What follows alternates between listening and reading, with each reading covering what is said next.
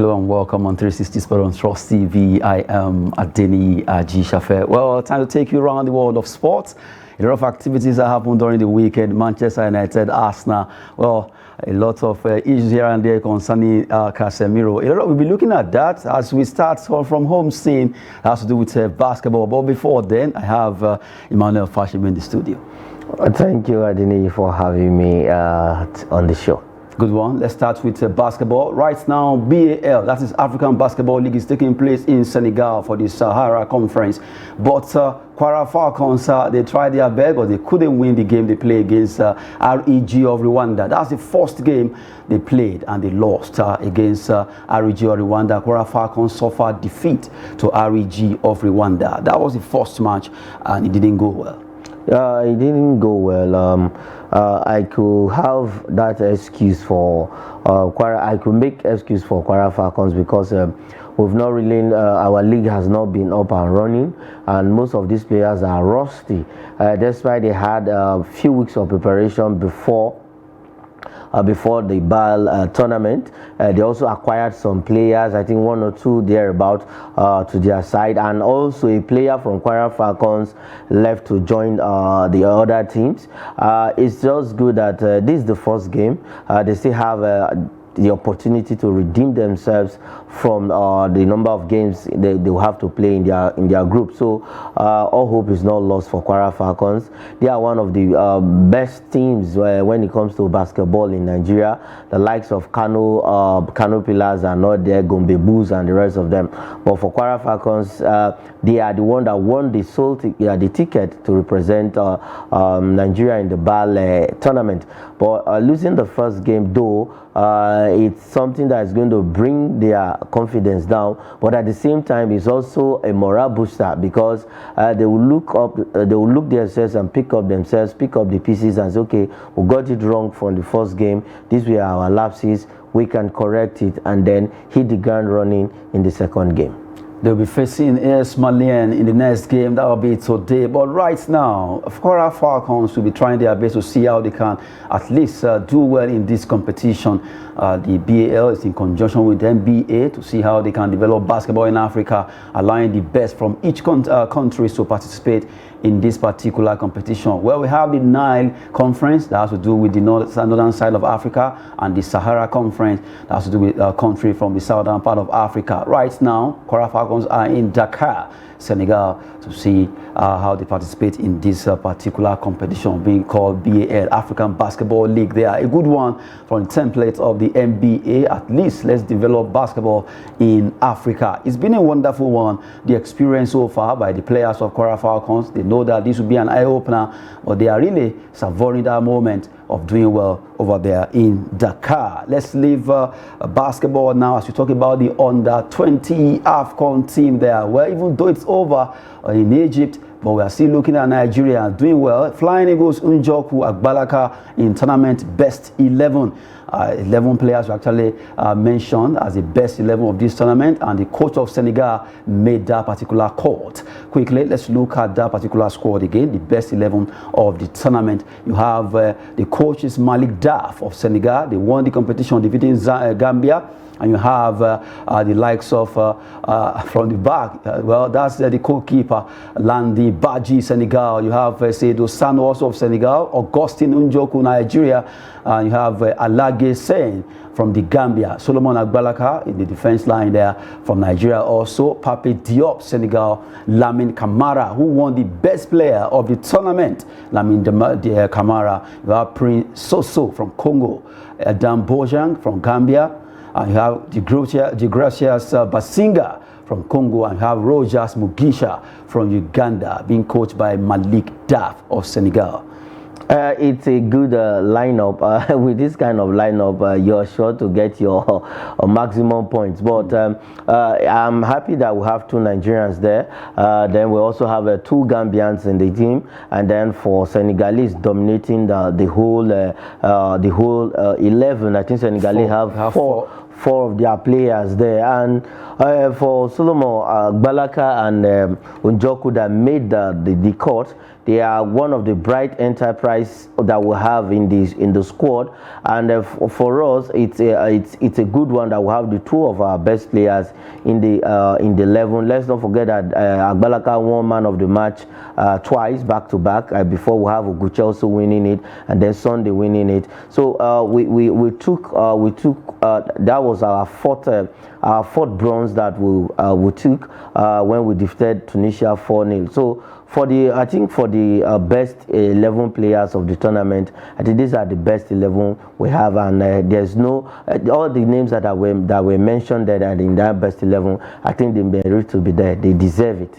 But you look at a particular player, that Lamin Dia, that's Kamara rather, being the best player of the tournament. He has really shown the reason why he's being adjudged the best, because from the beginning to the end, Senegal, as a country, they've done so well in this competition, but Kamara really showed that he deserved to get that award for the way he played all through the competition. Yes, he stood out brilliantly in all the way they played, and with his exploit, that is why Senegal didn't concede any. They didn't concede goal down to the final.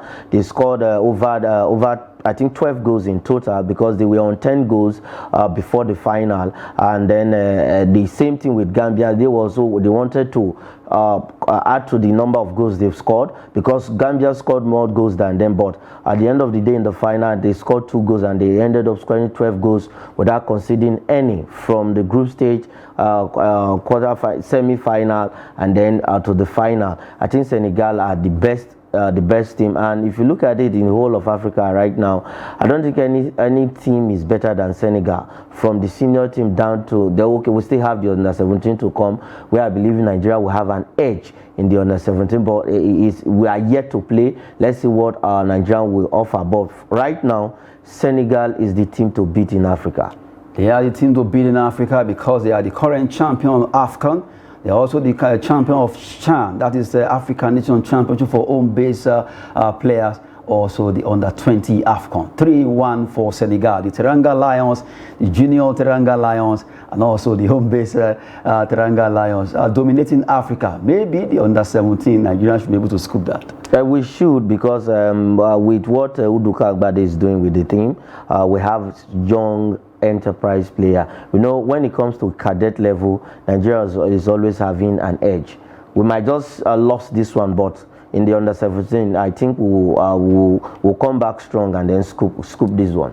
Well, from the way it is right now, just give you the best 11 at the concluded under-20 AFCON in Egypt. We have 2 Nigerians there who were able to make it, Augustine Unjoku and Solomon Agbalaka, making that squad for the best 11 at the under-20. Lamin Kamara, best player of the tournament, and the coach of the tournament, Malik Daf of Senegal. Of course, he should be the one. After all, he actually coached Senegal to win the tournament. Congrats to them. Congrats to the Gambia. Congrats to Nigeria. And also not taking anything away from Tunisia. The 4 teams will be going for the World Cup now in Indonesia. And we wish them all the best. Away from there, let's go international, where Arsenal seems not to be ready to drop the baton of the leadership over there in EPL right now. Arsenal trusts Fulham to record 100 wins under Arteta.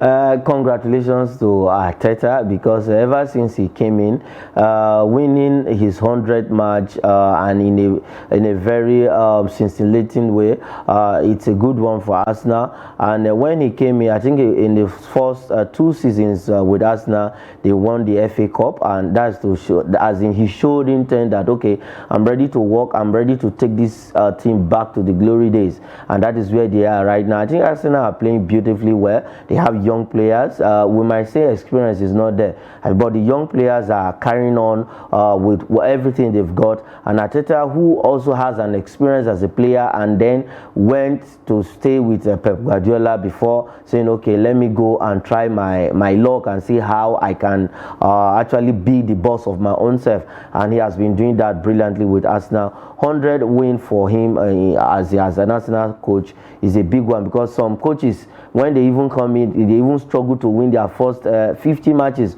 but now he has hit that 100 mark in the space of how many years as a coach. So congratulations to him. And for Arsenal, I think they are cruising, edging closer to that title. While you mentioned Arsenal, we talk about a player who, before this particular match, we saw how he scored a hat-trick, but now he got the hat-trick of assist. Trossard. Trossard is really standing out for Arsenal. Yes, I think Arteta has a very good eye. You know, this is what you get when a coach, as in find out, as in a coach notices a player and then he tells the board, this is what I want, and they go for that particular player. He already knows where he's going to use him, and that is what we are seeing in Trossard. You know, unlike some other coaches, the board will just go and buy players and come and impose it on the coach. The coach will not have a say. But as for Arteta, I think he actually saw this guy in Brighton, saw the qualities in him, and said, okay, this is the kind of a guy that will fit in for our team. You know, they had some injury worries, and you know, the fixtures are coming thick and fast. They are playing Europa League Cup games in England, so they need other players as in to reshuffle the team. Then he went for Trossard. I think Trossard in his first two games, his first game was against Manchester United. He came in and had some few minutes, but he showed some brilliance, and then from there, I think he has been better for Arsenal. So for Trossard, I think it was a good buy, and it was at the right time he left Brighton. But a good one there. But you look at Manchester United over the weekend. It was a tough one for Casemiro. Casemiro, while he was in Real Madrid, he played very clean. But since he got to Man United, this is the second red card that he's actually getting. Yes, in space of how many weeks he has been red carded twice. The first one we can say for his attitude. That one was but not this particular open, one. But this one was as in open play. And if you look at Martin Taylor in England has always been at the center of controversies. Chelsea at some point complained, and he was relieved of officiating Chelsea games because. So what are you implying now? No. But you notice that tackle that Casemiro actually took was really a very. Now, if we want to analyze that tackle, this is a man who has seen it all in club football. When it comes to club football, he has won laurels with Real Madrid, and there is no red card in his name when he was playing for Real Madrid. He was playing clean. Now you see this kind of tackles even in Italian Serie A, and if you watch that particular incident, his leg was on the ball and the ball slided away from him. He touched the ball before the boot hit the opposing player. I actually expect this from you as a Man United fan. Wait, I expect this from you because you want to justify whatever happened there.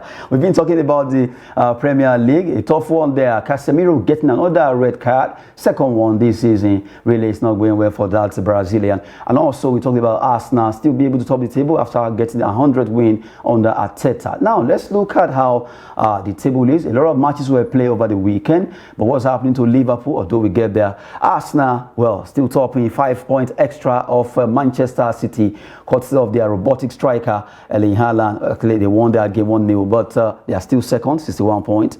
Let's look at it together, Emmanuel. Manchester United, 50 points. For Arsenal, I think Arsenal is standing strong. They've opened up that five points gap between them and Manchester City. And for Manchester United, after the 7-0 drop in the other weekend, everybody expected Manchester United to come out and roast Southampton. And you know, when you are playing teams that are on at the bottom, relegation threatening team, you are bound to have these issues. You find it difficult to break them down because they are always resolute, and that's what we saw. Maybe because of the red card, that was why Manchester United couldn't actually press, though they have their chances and they didn't take them. And the goalkeeper also, Bazunu, was standing in that game because he made about 3 clear saves that denied Manchester United all the 3 points. So I'm not surprised. You know, the English Premier League is always it has its own twist when it's getting closer to the end of the season. Like I mentioned the other day, the battle for the relegation will even be tougher than the top 4 race. This season, the top 4 race, it's looking slowly right now, but it's going to stay like this till the end of the season. Are you serious? Yes, Arsenal is we have at least, that should be 11 matches to go now, if you calculate it. 8 plus 3. So let's say 11 matches to go, and you say it's going to be like this at the end. It's going to stay like this. The only marathon. Yes, the only shake we are going to have is the 10th position. That's I think for Chelsea, yes, right? For Chelsea, I think Chelsea is going to shake up from that place. They will move up closer to where Liverpool is, and Liverpool, no matter how we look at it, they will they will go up and then maybe push Newcastle down. But for Newcastle, they are not ready to, because Manchester United and Newcastle will be meeting over their next match. So that is it's going to be an interesting one. But for the first and second position, I think it's going to be like that at the end of the season. Well, the battle is still very, very on, because really, as they say, it's a marathon race. It's not... if you look at the way Arsenal is playing, sincerely speaking, right? They are motivated. Okay, now, Tottenham Hotspur are standing fourth, 48. You have Newcastle, Liverpool. That race there is going to be tough, because Tottenham Hotspur and Newcastle, they will also want to hold tight, knowing fully well that they can get European football. And Liverpool also, they want to get out from this play. They don't want to play Thursday football. So Brighton, Fulham, Brentford, those three clubs. That is why I said from 10th to the 4th position, even my 3rd position, there's going to be a change of position. But right now, it's looking good for Manchester United on the 3rd position. They are on 50 points with a game in hand. 11 behind Manchester City. 11 behind Manchester City. But if you look at Newcastle is close to Tottenham, 44, 48, 4 points, and then Liverpool, Newcastle, 42, just 2 points separating them. So Newcastle will not want to drop. That is why I said from that position down to because Chelsea will not end up this 10th position. I believe that very well, because right now I think they are motivated. They've gotten their rhythm. At least 3 wins out of 3. Out of 3. So, and this is going to push them up that ladder. But for Brentford, I think Brentford will not survive that 9th position. Why are you so sure that they won't survive? Because they held on to the 20. At least this is the 27th week now, and they're still here. No, for sincerely speaking, I'm not advocating for Chelsea, but Chelsea. What if you do that? What will happen? As played off your fans or what? Anyway, we've been talking about the 4th stand there. Let's look at the 11 to 20 of the table. If you flip it, Aston Villa, Crystal Palace, Wolves, like you said, the race for survivor could be very tough now. Southampton, Leeds, Bournemouth, you have West Ham, Leicester.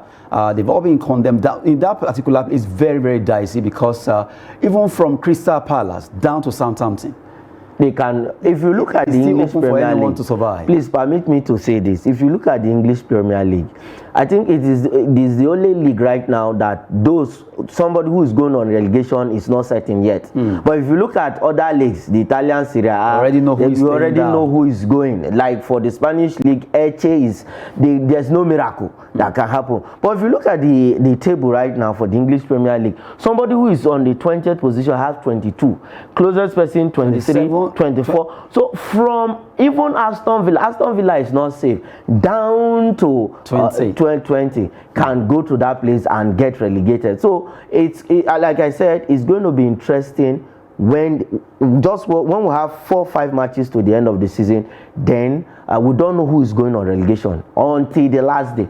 You don't know who will drop there. Coming from Emmanuel Fashemi, looking at the EP here, a very tough one this season for all the clubs participating in the Premier League there. Well, it's been very, very interesting. Let's talk about Spanish La Liga. Barcelona, they restore the 9-point lead that they have over Real Madrid, as they were able to win a narrow victory at Athletic Bilbao. You see, I think when, though, they are having this narrow victory, all they just need to do right now is to make sure in the next 5 games they don't drop any points at all. And if in the next 5 games they don't drop points, then they can be rest assured that okay, the league is theirs. But with the way they are playing 1-0, 1-0, I think it's risky. Yes, it's very risky. Their losing is coming close. I'm not saying doom for them, but with the way they are playing, their next match, if they are not careful, they might lost. Well, we wait to see if Octopus Emmanuel actually predict right there. Well, let's quickly look at how the table is right now. After that particular narrow win for Barcelona and also Real Madrid, they are really fighting hard there. You have 65 for Barcelona, 56 for Real Madrid. The gap is still there, 9 points ahead of the Los Merengues. Atletico Madrid will be playing, although they are yet to do theirs. They have 45 alongside Real Sociedad with the same point, 45. Betis, Villarreal, and you have Vallecano, Osasuna, Atletico Bilbao, and Mallorca in that pecking order. Yeah, for Real Madrid, I think they've shaken their own worries behind, and what had actually happened, they lost the first position with their own hand. And for Barcelona, I think they got the opportunity and they held it so tight, grabbing it. So it's going to be two-horse race, because the person on the third position is way far from the first, even the second position. So look at the gap. So it's now left for Real Madrid and Barcelona to just fight it out. Let's see what happens. Real Madrid came from behind to at least defeat Espanyol in that game with another team from Barcelona City. Quickly, let's flip it to the other side. From 11 to 20 in the table, we have Elche, really condemned to relegate. Almeria, Getafe, Valencia. So surprisingly, seeing Valencia in that place. Well, they've not been doing so well at the Mestalla Stadium. Cadiz, Espanyol, Real Valladolid, Sevilla also not too safe anyway. Girona and Celta de Vigo. Just giving you update concerning La Liga there. But we have to talk about our own Nigerian brothers plying their trade in Europe. Let's look at that story. Nigerian players abroad over the weekend. We saw Terem Murphy doing so well, getting goals. Igalo doing well in Saudi Arabia. Olayinka Peter doing well with his club also. Not forgetting Orban. Orban is a player of Ghent. Ghent in Belgium. He scored 4 goals in that game. That is why I'm crying for Paul Onuachu, a king. Yes, a king becoming a servant in a play, and it's a very bad move for him. And where one door closes, another one opens, and the door for Onuachu has closed. Orban has come up. That's not really close. The game is still on. The game is on. He has no place. He should ask Paul Joe Aribo what he's facing there. In Southampton. Yes, for Orban, I think this is an opportunity for him. Scoring 4 goals, a haul of goals, is an interesting one, and people have been calling all sectors. They should invite him to I think the Olympic Eagles when they will play Guinea-Bissau. But so far so good. All our players abroad, they are actually doing well this season. And for Peter Olayinka, scoring his 15th goal of the season, it's a very good one. But I want him to transform that form whenever it comes to the Super Eagles fold. We might make an excuse that he doesn't get that playing chance in the Super Eagles, but whenever he's brought on, I think he should show his qualities. But really, maybe Guinea-Bissau should sue you right now by calling them Guinea-Bissau. Anyway, just at least making a light of it. But really, a fantastic work for Nigerian players abroad this season. They've been fantastic. Terem Murphy seems to be getting his act together over there at OGC Nice. He left Lorient to OGC Nice and is doing excellently well. Not forgetting the fact that Osimhen didn't score, but he also got an assist for yes, he got an assist, and I was really mad at the coach while he substituted him on that day. Did you go to yes, we're mad at him? No, why I was mad at him was this is a player who's looking to increase his goal tally. He should have gotten that goal that day. He gave that pass to your friend Varaskelia, and beautifully the guy slotted in that ball. But he wanted his own goal, and you saw the frustration in him when he was being substituted. And I saw that in him, and the coach actually made the wrong decision by taking him off that game. Anyway, as we actually call him my friend, but really Varaskelia has been an outstanding at least a player that came from Georgia, and a lot of people never knew that he was going to deliver, and he has done that. He has actually done that, and I love his combination with Victor Osimhen. And that day, the two of them were going for each other. Osimhen was looking for him, he himself was looking for Osimhen. So he would have allowed Varaskelia to return the favor that Osimhen gave him. So he substituted him, and the guy was not happy about it. It's always happening like that. You see countries, maybe not a football nation like that, they will just bring one particular star. I still remember Idog Johnson. You remember him for Chelsea? Yes, of course. Fantastic player from Iceland. And you remember Adrian Mutu? We still have fantastic player. They will just come out once, and the likes of Olisa Debe that played for Poland. Yes. We might say he's a Nigerian, but he didn't play for us. He was a fantastic player Nigeria. So if you look at some of these players that are exceptional, the likes of Ryan Giggs, yes, also who from Wales. Well, you remember Benayoun, Yossi? Benayoun from Israel. So a lot of them. For Kvaratskhelia, I think he has come to Italy to make a name for himself. Congratulations to him. He's playing well, and all the teams want him right now. So he's just enjoy himself while he's in Napoli. Well, from the way it is right now, we've been talking concerning Italia Serie A, where Osimhen got an assist for Napoli as he defeated Atalanta there. Ademola Lookman also couldn't score. But really, it's good. It's actually getting better for Nigerian players abroad. They've done well so far this season. A lot of them scoring 15, 14, 19 goals in the season. Good one for Nigerian players abroad. Before we wrap it up, on a sad note, Coach Ismail Almabo is gone. May his gentle soul continue to rest in perfect peace as the Nigerian coach with that particular record for Super Falcons. Talking about Ismail Almabo there, the first coach to get Nigerian to the World Cup. Talking about women, and he was able to get into quarterfinals. Yes, I remember their first game against Denmark, and Super Falcons came out smoky. The commentator was screaming an African team tearing the European teams apart, and they got to the quarterfinal. We lost. I think we lost to the US in the quarterfinal because the game on that particular day, I never expected our guests to even play in that manner. But for this coach, he did a very great job, and his record, nobody has been able to erase it. May his soul rest in peace. May the soul of Ismail Almabo rest in peace. He did well for Nigeria. For you out there, for talking about sports, always make sure you do well when you are at the end of affairs. Now we're talking about him for the fact that he was able to pull Nigeria on the world map when he had the chance. That will be it on 360 Sport on Trust TV. Emmanuel Fashimi, thank you very much. It's my pleasure. I'm Adeni Aji Shafe. Sport is always business and fitness. Thanks for watching.